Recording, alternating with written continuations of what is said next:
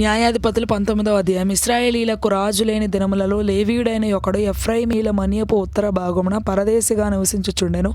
అతడు యూదా బెత్లెహేములో నుండి ఒక స్త్రీని తనకు ఉపపత్నిగా తెచ్చుకొనగా అతని ఉపపత్ని అతనిని విడిచి ఒకనితో వ్యభిచరించి యూదా బెత్లెహేములోని తన తండ్రి ఇంటికి పోయి అక్కడ 4 నెలలుండెను. ఆమెతో ప్రియముగా మాటలాడి ఆమెను తిరిగి తెచ్చుకొనుటకై ఆమె పెనిమిటి లేచి తన దాసుని 2 గాడిదలను తీసుకొని ఆమె యొద్దకు వెళ్ళగా ఆమె తన తండ్రి ఇంట అతని చేర్చెను. ఆ చిన్నదాని తండ్రి అతని చూచినప్పుడు అతని కలుసుకొని సంతోషించెను. ఆ చిన్నదాని తండ్రి అగు అతని మామ వెళ్ళనీయనందున అతడు 3 దినములు అతని యొద్ద నుండెను. గనుక వారు అన్నపానములు పుచ్చుకొనుచు అక్కడ నిలిచిరి. 4వ నాడు వారు వేకువను వెళ్ళుటకు నిద్రమేలు కొనగా అతడు లేవసాగెను.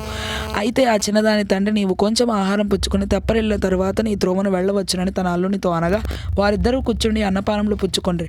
తరువాత ఆ చిన్నదాని తండ్రి, దయచేసి ఈ రాత్రి అంతా ఉండి సంతోషపడము, నీ హృదయమును సంతోషపరచుకొనుము అని ఆ మనుషునితో చెప్పి అతడు వెళ్ళుటకు లేచినప్పుడు అతని మామ బలవంతము చేయగా అతడు ఆ రాత్రి అక్కడ నుండెను.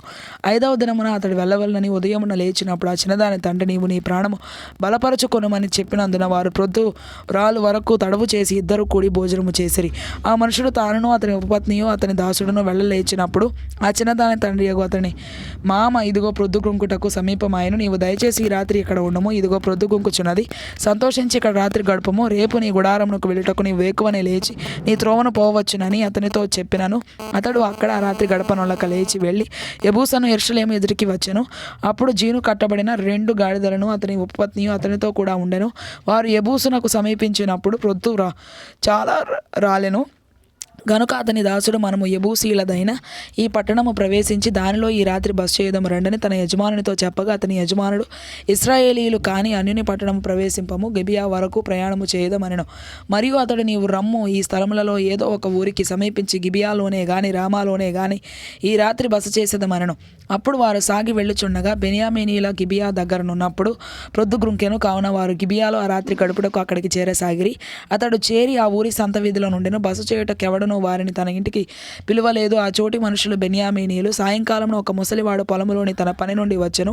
అతడు ఎఫ్రాయిమీయుల మన్య ప్రదేశము నుండి వచ్చి గిబియాలో నివసించువాడు. అతడు కనులెత్తి ఊరి సంత వీధిలో ప్రయాణస్తుడైన ఆ మనుషుని చూచి, నీవెక్కడికి వెళ్ళుచున్నావు, నీవెక్కడి నుండి వచ్చితివి అని అడిగిన. అందుకతడు, మేము యూదా బెత్లెహేము నుండి ఎఫ్రాయిమీయుల మన్యము అవతలకు వెళ్ళుచున్నాము, నేను అక్కడి వాడను, నేను యూదా బెత్లెహేమునకు పోయి ఉంటిని, ఇప్పుడు యెహోవా మందిరమునకు వెళ్ళుచున్నాను, ఎవడనూ తన ఇంట నన్ను చేర్చుకొనలేదు. అయితే మా గాడిదలకు గడ్డి మొదలైన మేతయు నాకును నా పనికత్తెకును నీ దాసులతో కూడా నున్న నా నౌకరులకును ఆహారమును ద్రాక్షారసమును ఉన్నవి, ఏదియూ తక్కువ లేదని అతనితో చెప్పగా ఆ ముసలివాడు, నీకు క్షేమమగును గాక, నీకేమైనా తక్కువైన ఎడల వాటి భారము నా మీద ఉంచుము, మెట్టుకు వీధిలో రాత్రి గడపకూడదని చెప్పి తన ఇంట అతన్ని చేర్చుకొని వారి గాడిదల కొరకు మేత సిద్ధపరచెను. అప్పుడు వారు కాళ్ళు కడుగుకొని అన్నపానములు పుచ్చుకొనిరి. వారు సంతోషించుచుండగా ఆ ఊరి వారిలో కొందరు పోకిరులు ఆ ఇల్లు చుట్టుకొని తలుపు కొట్టి, నీ ఇంటికి వచ్చిన మనిషిని మేము ఎరుగునట్లు అతని బయటికి తెమ్మని ఇంటి యజమానుడైన ముసలివానితో అనగా, ఇంటి యజమానుడైన ఆ మనుషుడు వారి యొద్దకు బయలు వెళ్ళి, నా సహోదరులారా, అది కూడదు, అట్టి దుష్కార్యము చేయకూడదు.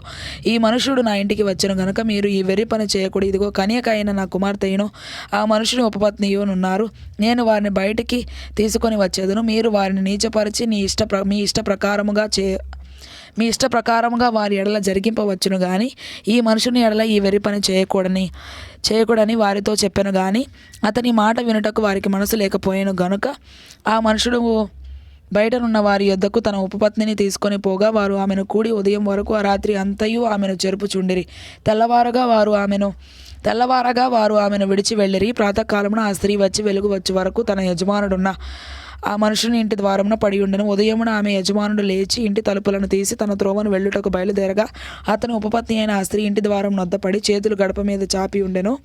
అతడు, లెమ్ము వెళుదమనగా ఆమె ప్రత్యుత్తరం ఇయ్యకుండెను. గనుక అతడు గాడిద మీద ఆమెను ఉంచి లేచి తన చోటికి ప్రయాణము చేయసాగిన. అతడు తన ఇంటికి వచ్చినప్పుడు కత్తి పట్టుకొని తన ఉపపత్నిని తీసుకొని ఆమె కీళ్ల ప్రకారము 12 ముక్కలుగా కోసి ఇశ్రాయేలు దిక్కులన్నిటికీ ఆ ముక్కలను పంపెను.